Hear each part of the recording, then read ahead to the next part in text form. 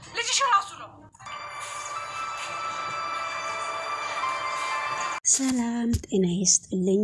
ዛሬ እንግዲህ አዲስ ቪዲዮ ነው እየላችሁ የመጣሁት የሰራተኛ በቀል ማለት ነውና ክፍል 10 ነው። ይህንን ቪዲዮ ላይክና ሰብስክራይብ እያረጋችሁ ብታበረታቱኝ በጣም ደስ ይለኛል ማለት ነው። እናንተ ደግሞ መታችሁ ላይክ ብታረጉም ባታረጉም እኔ ዩቲዩብን ቪዲዮ ለመፖስት እማቆምበት ምክንያት የለኝም ማለት ነው። እና ውድ ተመልካች እስቲ እንግዲህ ገና አዲስ ቪዲዮ ነው፣ ዛሬ ነው የመጀመሪያዬ ነው። በእርግጥ ክፍል 10 ደርሷልና ያው የሰው ይቅርታ የሰው ልጅ ስንባል ቻንሳችን ተስፋ ካልቆረጥን በብዙ መንገድ መሞከር ጥሩ ነውና እንግዲህ በዚህ ድራማም ደግሞ መጥቻለሁ። በቀል ነው የሚለውና ሰራተኛዋና የቤቱ ልጅ ተፈቃቅረው ነበረ።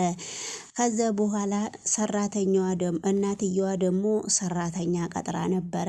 እናትየዋ ሰራተኛ ስትቀጥር የቤት ሰራተኛ ልጁን አፍቅራ ነበረ። የቤት ሰራተኛ ደግሞ ልጁን ስታፈቅር ከእናቱ ጋራ ምንም ነገር ሊግባቡ አልቻሉም ነበረ።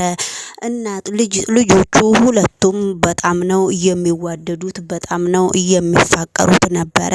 ነገር ግን ምንም በፍጹም ሊግባቡ አልቻሉም። በስተመጨረሻ ላይ ስትኖር እንግዲህ ከልጁ ጋራም ስትዝናና ነበረ። በእነሱ መካከል ምንም ነገር ችግር ያለ አይመስለኝም።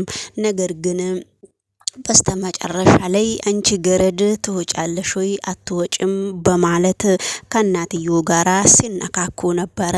በስተመጨረሻ ላይ ከእናትየው ጋራ ስምምነት ሲያጡም እኔ አባትና እናት ቁጭ ብለው እኔ እቺ ልጅ ከዚህ ቤት እንድትቀርልኝና እቺ ልጅ ማየትም እስከማልፈልግ ድረስ እቺ ልጅ ምን ማረግ አለብኝ ብላ በጣም ከባለቤቷ ጋራ ትመካከር ነበረ።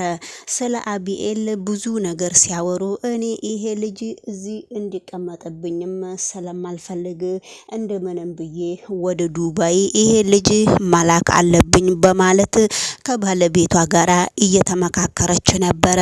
ባለቤቷም እንግዲህ ጥሩ ሀሳብ ነው ብሎ ሲያመካክራት ነበረ።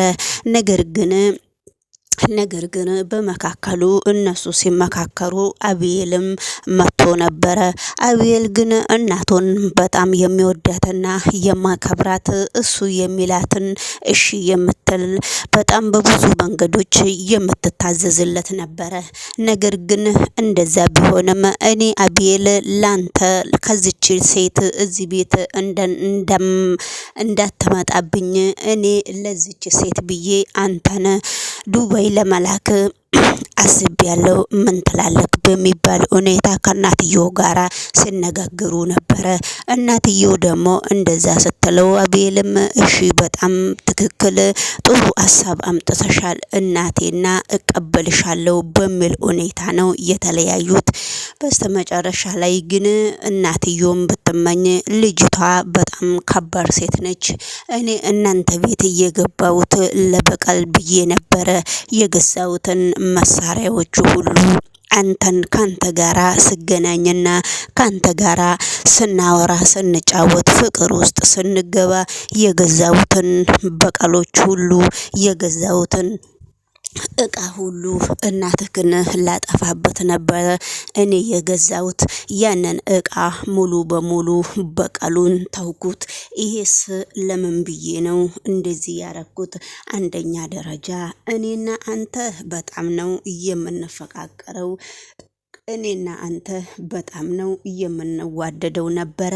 ነገር ግን ቢሆንም ብንፈቃቀርም ብንወዳድም ላንተ ብዬ እቃውን እናትክን ለመበቀል ብዬ የገዛውትን እቃ ሁሉ ሙሉ በሙሉ ትቼዋለሁ እናትክን ለመበቀል።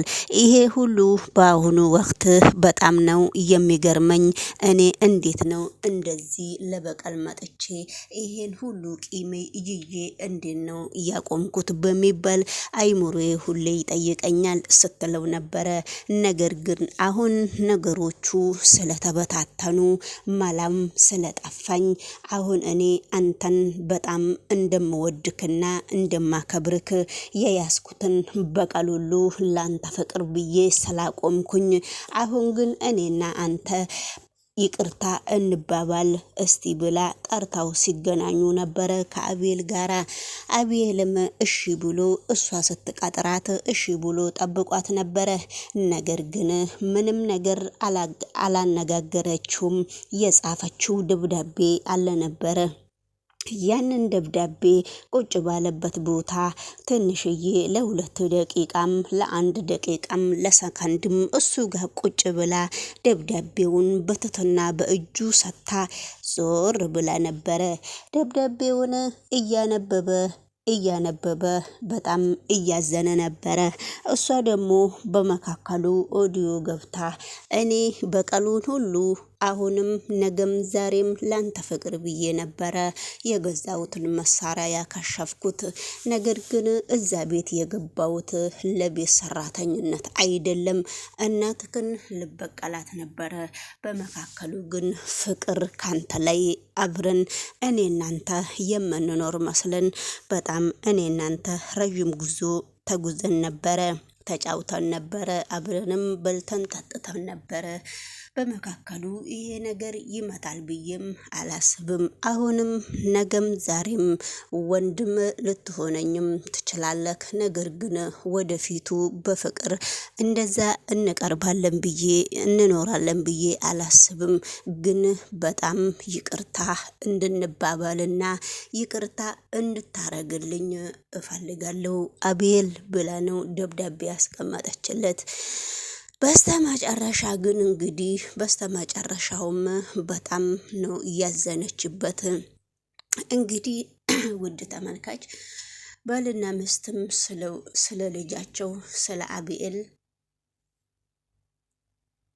ባልና ሚስትም ስለ ልጃቸው ስለ አቤል እየተነጋገሩ ነው። ቢነጋገሩም እንግዲህ ይሄ ሁሉ አቤል ወደ ዱባይ ነው እንጂ ሌላ ወደ ዱባይ ለመላክ ነው እንጂ እኔ ሌላ ምርጫ ምንም ነገር የለኝም በሚል ሁኔታ ምንም ነገር እኔ የለኝም በሚል ሁኔታ እንግዲህ ተመካክረዋል፣ ጨርሰዋል።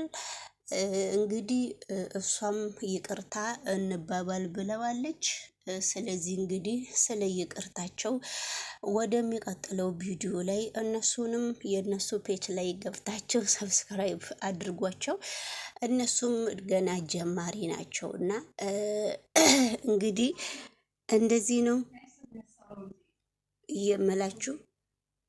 እንግዲህ ውድ ተመልካች በስተመጨረሻ ላይ የሆነ የአቤል ጓደኛም መጥቶ ነበረ። የአቤል ጓደኛ ሲመጣ አንተ ሁሉም ሰው እዚህ ነገር ውስጥ አያገባኝም ይሉኛል። ነገሩን ሁሉም ሰው ሲገባበት አይመለከትህም።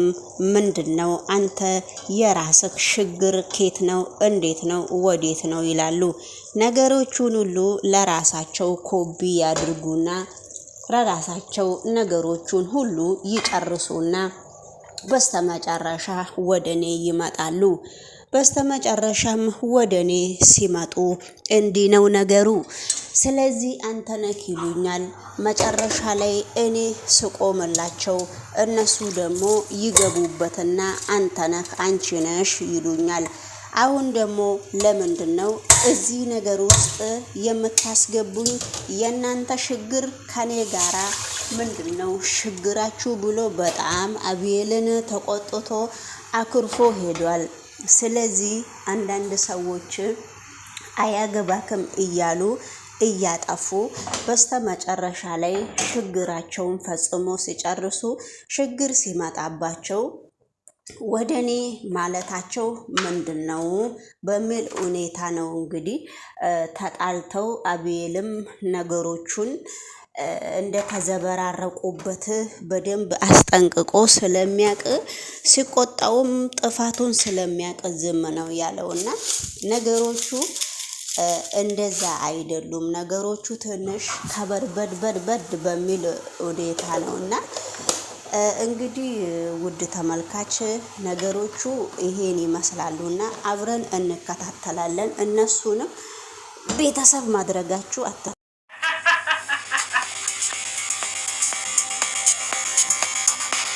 ሶፊ እኔ ጋር